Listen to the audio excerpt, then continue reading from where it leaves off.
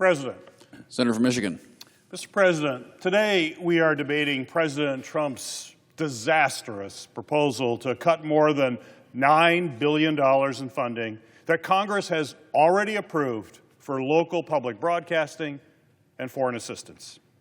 Not only is this bill harmful to communities in Michigan as well as all across the country, but it also risks undermining a key part of our democratic process.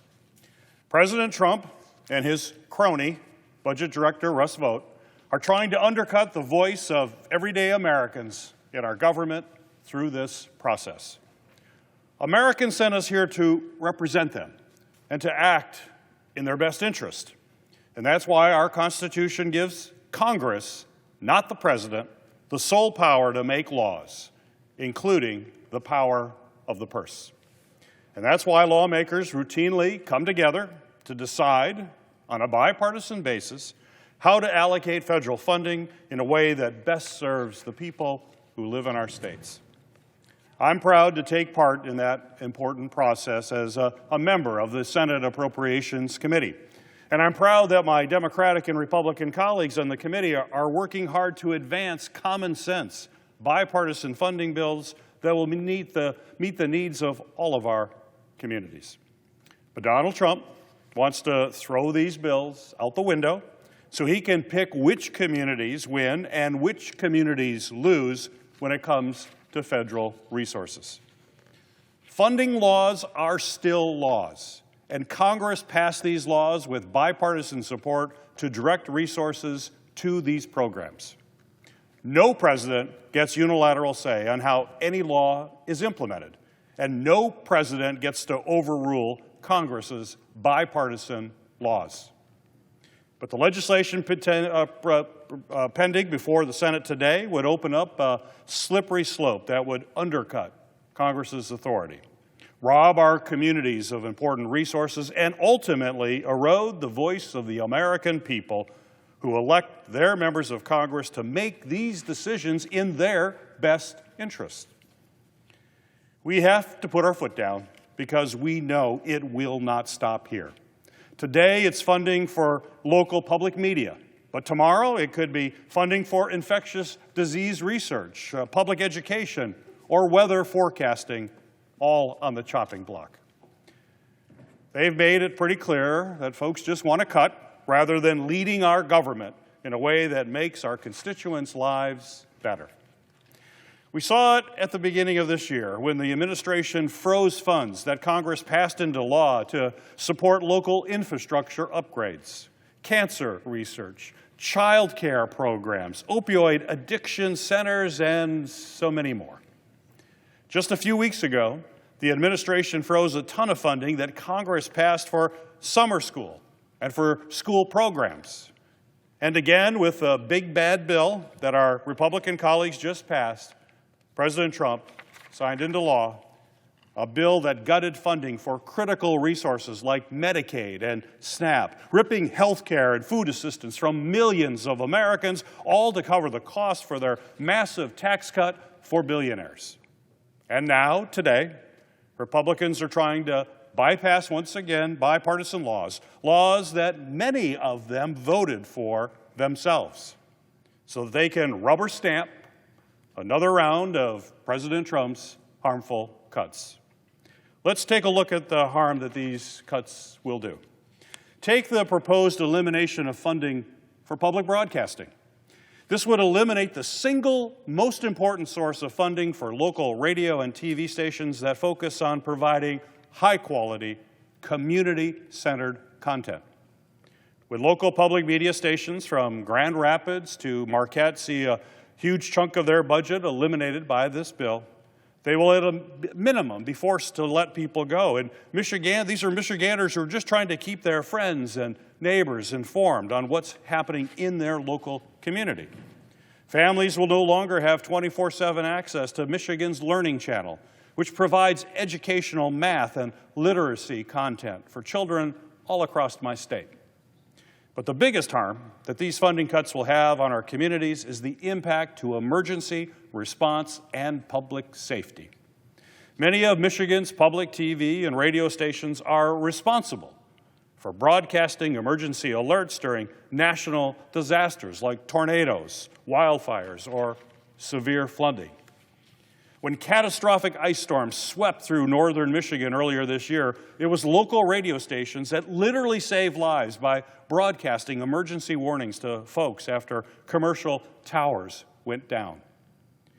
These alerts are critical, particularly in rural communities, where these local public stations are often the only ones available to reach people during an emergency. WNMU out of Marquette is the only source of emergency alert services for over 250,000 residents in Michigan's Upper Peninsula.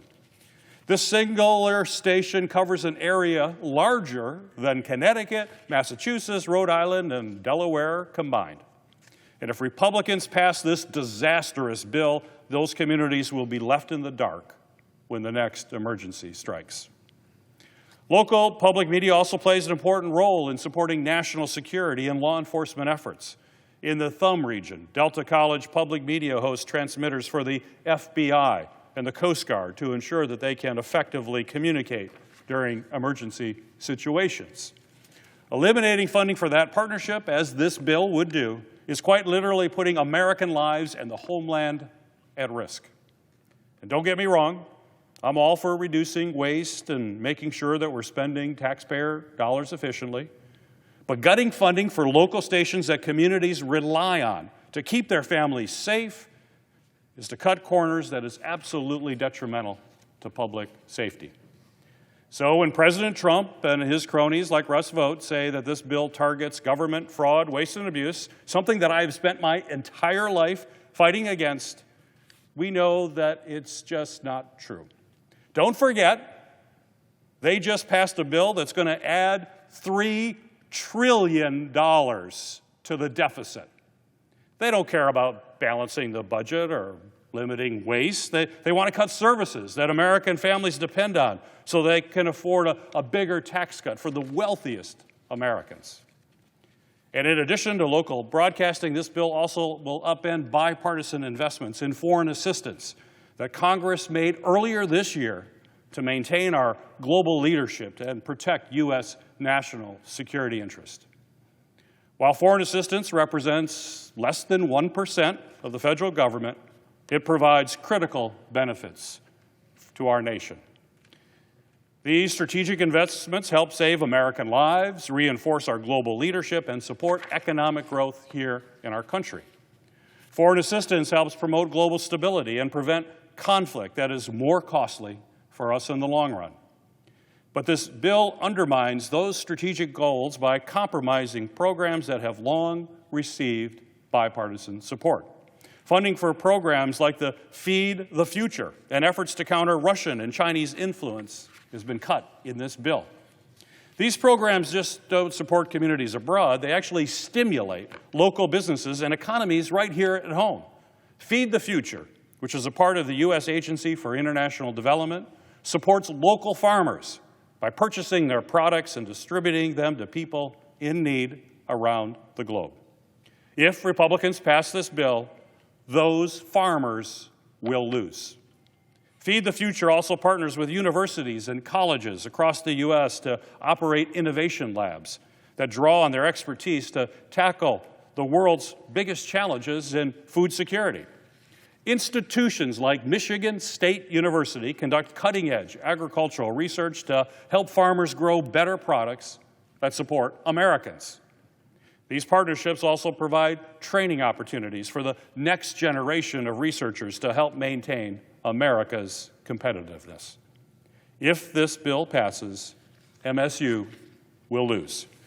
But Michigan State University is not alone. Institutions across the country in states like Kansas, Alabama, Mississippi, Texas, Louisiana, Oklahoma, North Carolina, and many more will also have their vital research projects canceled. Foreign assistance is designed to prevent the need for more costly interventions down the line. This bill will undo the success of past generations of Americans and damage our geopolitical standing, all to save just a fraction of our nation's annual budget while doing serious damage to American leadership across the globe. But the bigger picture here is that Republicans are allowing Donald Trump to bypass Congress and the bipartisan laws that we pass right here. Every year, Congress tirelessly negotiates bipartisan funding bills, and each side makes compromises.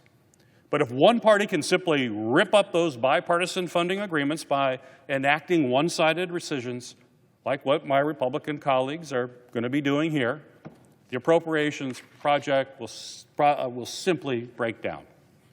How can we be assured that these bipartisan agreements are being made in good faith if Republicans are just going to turn their backs on them in just a few months later?